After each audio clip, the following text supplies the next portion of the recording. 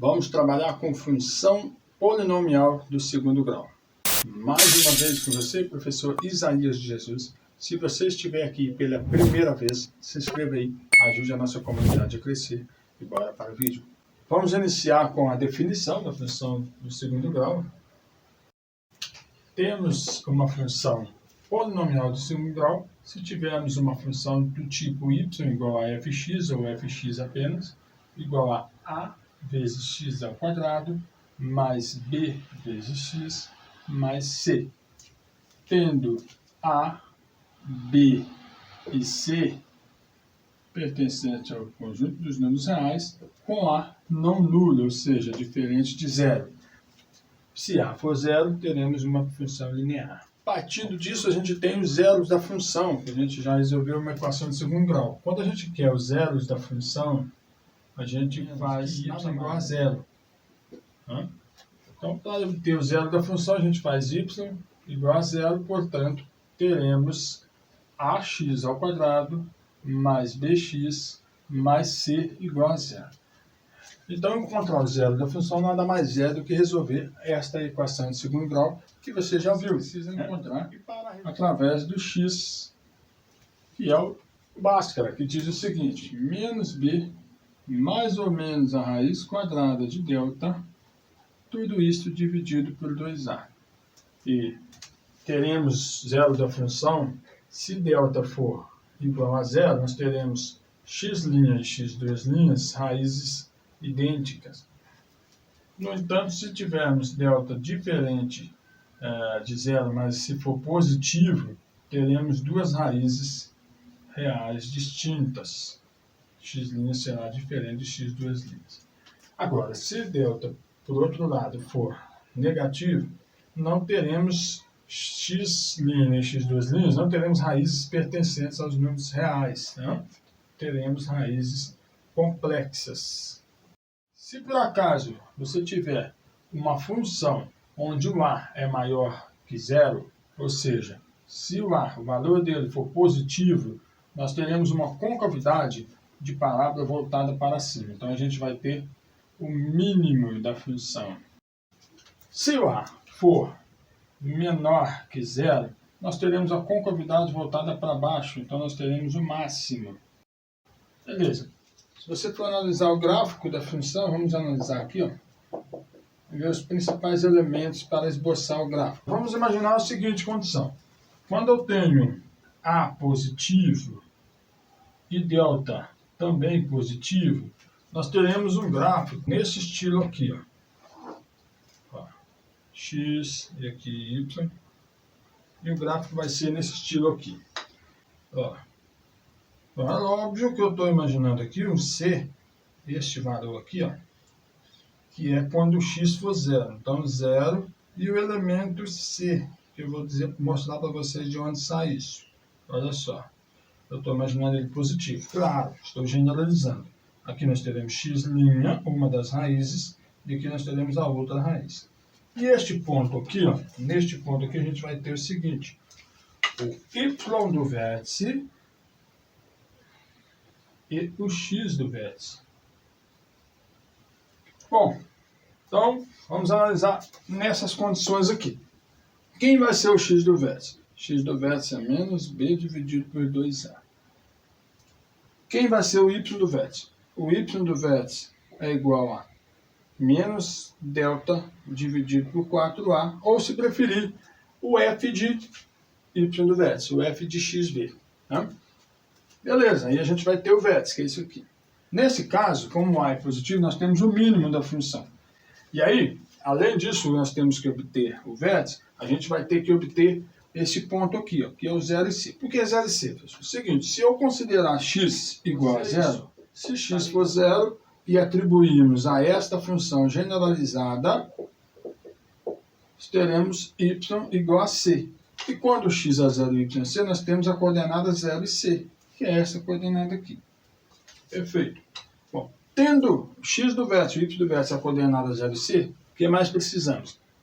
Das raízes. Caso o delta seja positivo, precisaremos das raízes, que a gente encontra através desta forma de Bhaskara. E se tivermos a negativo, delta positivo? se tivermos A negativo e delta positivo, nós vamos ter o seguinte gráfico generalizado, é claro. Claro que estou generalizando, né? Aqui o x' e aqui o x duas linhas. Isso aqui pode ser abaixo, pode ser acima, mas estou generalizando para você entender. Daqui a pouco a gente vem com exemplos. Então aqui é a coordenada 0 e C. Aqui nós temos o vértice, que é o x do vértice e o y do vértice. Aqui nós temos as duas raízes e pronto. Agora tendo A positivo e delta negativo, nós teremos o gráfico, porém ele não vai tocar o eixo X, vai ficar generalizado dessa forma aqui. Pode ser aqui, pode ser em qualquer lugar, mas não vai tocar o eixo X. Então nós vamos ter a coordenada 0 e C, e além disso teremos o vértice, que é o X do vértice e Y do vértice. A gente vai precisar apenas disso para esboçar esse tipo de gráfico. Tendo A negativo e delta negativo, como que fica? Olha só, como não vai tocar o eixo das abscissas, o gráfico vai estar por aqui. Pode estar para cá, pode estar para lá, conforme pensar. Só não vai conseguir tocar o eixo das abscissas. Então teremos aqui o ponto C e 0, aliás, 0 e C. E aqui nós teremos o vértice X do vértice e Y do vértice. E se tivermos A positivo e delta igual a 0, como que fica o desenho do esboço gráfico generalizado? Ficará da seguinte forma, olha só. Vai encostar uma única vez em X, porque as raízes serão idênticas. Então, nesse ponto, teremos o 0 e o C, e o X do vértice e o Y do vértice, que vai ser 0. Tá? O X do vértice vai coincidir com as raízes e o Y do vértice vai ser 0. Bom, este é o caso para delta igual a 0 e A maior que 0. Agora, no último caso, nós vamos fazer delta igual a 0 mais o A negativo. Como que fica o esboço generalizado? Teremos o seguinte gráfico aqui, ó. Encostando uma única vez, pode ser em qualquer lugar do ponto, tá? Vou colocar aqui para ficar diferente dos outros, ó. Nós vamos ter esta parábola voltada para baixo, se caso tivermos delta igual a 0 e coeficiente A menor que 0. Teremos que encontrar aqui o X do vértice será coincidente, o X do vértice vai coincidir com as raízes, tá? O Y do vértice vai ser 0, teremos essa coordenada 0 e C, e só isso para esboçar o gráfico. Bom, agora a gente vai analisar o domínio e a imagem de uma função do segundo grau. Aqui nós vamos trabalhar com esboço de uma forma generalizada, e nós vamos dizer o seguinte: quando não há problema, não há problema de restrição, uma interrupção, a função não está limitada de um intervalo até o outro, a gente vai dizer aqui que qualquer número real a gente tem imagem para a função. Por exemplo, esse x aqui tem essa imagem aqui para y. Qualquer um aqui tem imagem em y. Então, a gente vai generalizando e o domínio da função quadrática é dado pelo conjunto dos números reais. Então, a imagem será dada pelo seguinte. Quando eu observar aqui, qualquer valor que esteja superior ou igual ao y do vértice, vai ter um valor correspondente para x. Aqui nós teremos imagem, aqui nós temos também, aqui teremos. Então, qualquer valor que esteja aqui para cima é considerado imagem de algum valor de x, tá? Ou até mais de um valor de x. Lembrando que dois elementos de x podem se relacionar com um único y. O que não podemos ter é um elemento de x se relacionando com dois y. Aí já não é função, é uma relação. Então, nesse caso, qualquer valor que esteja acima, a imagem aqui é o seguinte, vai vir a partir do y do vértice fechado até o mais infinito. Para esse gráfico, quando for voltado para cima, quando a gente tivermos uma concavidade voltada para cima, o domínio é dado pelos reais e a imagem do y do vértice para cima, ou seja, você pode responder na forma de conjunto. Imagem vai ser dada por y que pertence aos reais, tal que y seja maior ou igual a o y do vértice. Quem que é o y do vértice? Menos delta sobre 4a. Está na forma de conjunto aqui. Então, quando nós tivermos um gráfico com concavidade voltada para baixo, vai ficar como?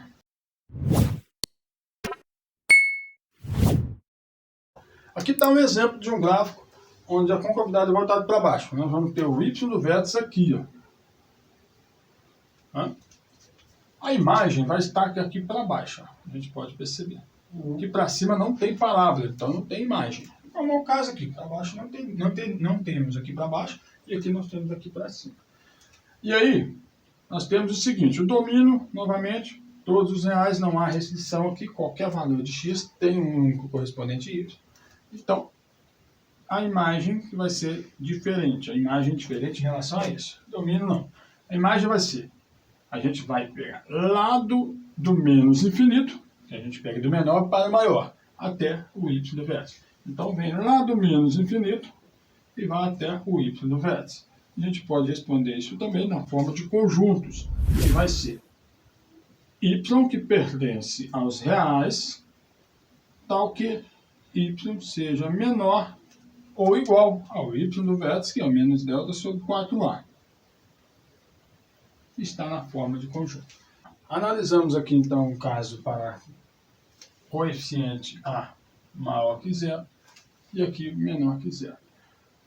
Agora, independentemente do valor do discriminante, delta, nós vamos ter a imagem domínio dessa forma, como estão aqui, tá? Não vai mudar em nada.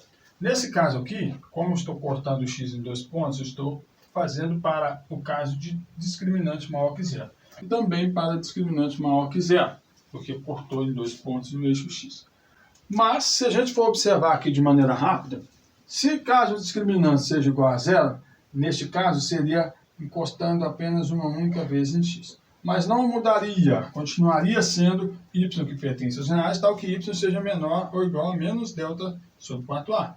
Continua da mesma forma. E aqui também, se a gente pegarmos esse gráfico aqui para comparar, colocando uma vez só aqui, seria da mesma forma. Y que pertence aos reais, tal que y seja maior ou igual ao y do vértice, tá vendo? Porque teria o mínimo e aqui o máximo, da mesma forma, mínimo, máximo. E caso o discriminante seja negativo, aqui nós teríamos uma parábola que não tocaria no eixo x e não mudaria também a imagem e nem o domínio. E aqui, da mesma forma, se tivermos sem discriminante negativo, não tocaria o eixo x, mas não mudaria, continuaria da mesma forma que está aqui, tá? Porque nós teríamos máximo. Então, quando é para baixo, temos o máximo, y é menor ou igual. Quando nós estamos para cima, nós temos o mínimo, y é maior ou igual. Bom, a nossa aula teórica 1 está finalizando agora. Na próxima aula, nós teremos exercícios de como esboçar, de como encontrar o x do vértice, o y do vértice e todas as características para que possamos esboçar o gráfico. Até a próxima!